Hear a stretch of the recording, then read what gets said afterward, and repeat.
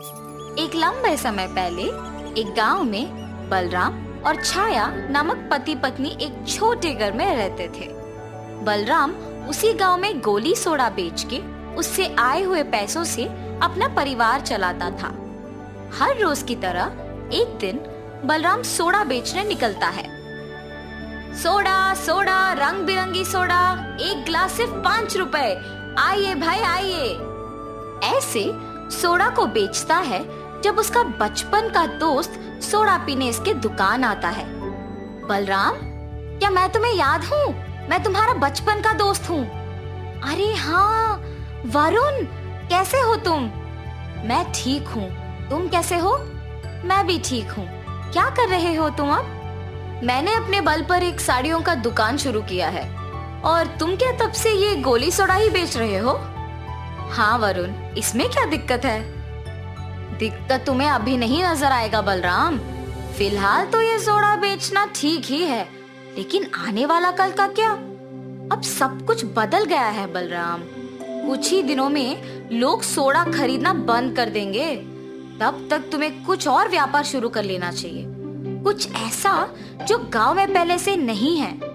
नया व्यापार तो शुरू कर सकते हैं, लेकिन उसके लिए निवेश के पैसे कहाँ से मिलेंगे? अरे उसमें क्या, अपने कोई जान पहचान आदमी से थोड़े पैसे उधार लो, लाभ आने के बाद उन्हें उनके पैसे लौटा दो, हो गया। हाँ ये भी ठीक लग रहा है वरुण। ठीक है बलराम, मैं चलता हूँ। ऐसे कह के वरुण वहाँ से चला जाता है। बलराम वो पूरा दिन अपने दोस्त के कहे बातों के बारे में सोचते रहता है। मेरे दोस्त ने जो कहा वो ठीक ही कहा। अगर मैं भी उसकी तरह नया दुकान पहले ही शुरू कर देता तो आज का दिन ही अलग होता। ऐसे सोचते हुए अपने आप को अपनी पत्नी के साथ एक बड़े बंगले में रहते हुए कल्पित करता है। मुझे मेरे सपने को सच बनाना होगा। मुझे तुरंत ये बात मेरी पत्नी को कहना चाहिए और फिर जल्दी से दुकान भी शुरू कर देना चाहिए। छाया, छाया जी, आ रही हूँ। छाया, तुमसे एक बात कहनी थी। हाँ जी, बोलिए ना। मेरे जान पहचान के कुछ लोगों से कुछ पैसे उधार लूंगा और अपने ही गांव में एक दुकान स्थापित करने की सोच रहा हूँ। बहुत सालों से करते हुए व्यापार को छोड़ के अचानक नया व्यापार क्यों जी? और अगर उसमें नुकसान हुआ तो हम लोगों को ही तो सहना होगा।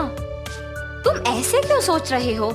अगर लाभ आया तो ये सोचो हम कितने अच्छे स्थान में रहेंगे। ऐसे कह के अपने एक दोस्त से निवेश के लिए कुछ पैसे ले आता है।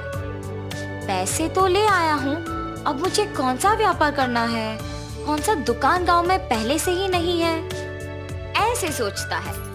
हाँ, मिठाई का दुकान नहीं है गांव में। मेरे पास के पैसों के साथ मुझे एक मिठाई का दुकान शुरू करना चाहिए। ये फैसला करके लाए हुए सारे पैसों से एक मिठाई का दुकान शुरू करता है। उस गांव में पहली बार एक मिठाई का दुकान शुरू करने पर सारे लोग वहां आके मिठाई खरीदते हैं। उससे बलराम का व्यापार अच्छा चलने लगता है। एक दिन बलराम की दुकान में एक पहचान का आदमी आता है। अरे बलराम, कैसे हो तुम? मैं ठीक हूँ, तुम कैसे हो? मैं ठीक हूँ। मुझे 2 केजी लड्डू चाहिए, लेकिन अब मेरे पास पैसे नहीं हैं। कल दे दूंगा। अरे इसमें क्या है, जरूर, मैं तुम्हें बहुत दिनों से जानता हूँ ना। कल दे दो पैसे मुझे। ये लो मिठाई लेके जाओ। ऐसे ही 1-2 को नहीं बल्कि उसके पहचान के बहुत लोगों को ऐसे ही मिठाई तुरंत देके पैसे कल देने कहता था। लेकिन कुछ ही दिनों में जिन लोगों को उधार देता है वो पैसे नहीं देते हैं। उनके घर जाके पूछने पर भी वो मना कर देते हैं। इससे बलराम के व्यापार में नुकसान आता है और दुकान को बंद करना पड़ता है। दुकान के बंद होने पर बलराम बहुत दुखी होता है। कुछ काम नहीं करता है और घर पे ही रहता है। लेकिन कुछ दिन बाद जिन लोगों से उसने व्यापार शुरू करने के लिए पैसे लिए, वो उसके घर जाके पैसे मांगते हैं। इससे उसे पता नहीं चलता है कि वो क्या करे। क्यों दुखी है जी? आपके दुखी होने से कुछ नहीं बदलेगा। जो हो गया सो हो गया। ऐसे सोचिए कि भले के लिए ही हुआ है। बाकी लोगों के बातों पे ज्यादा ध्यान मत दीजिए और हमेशा की तरह अपना व्यापार कीजिए। ऐसे ही हम निवेश के पैसे उनको लौटा पाएंगे। मुझे अपने दोस्त की बातें बिना सोचे समझे नहीं मानना था, इसीलिए इतना नुकसान हुआ जो मुझे अब सहना पड़ रहा है। कम से कम अब से तुमने जैसे कहा वैसे ही करूंगा। ध्यान से अपना व्यापार करूंगा। ऐसे अपने किए हुए गलती का एहसास होता है बलराम को और वो हमेशा की तरह गोली सोडा का व्यापार करने लगता है। ऐसे सोडा बेच के पैसे जमा करके उधार के पैसे चुका देता है। तब से बलराम किसी और के बातों को नहीं सुनता था। दिन में सपने नहीं देख के अपना काम ढंग से करने लगा और खुशी से वो और उसकी पत्नी जीने लगे।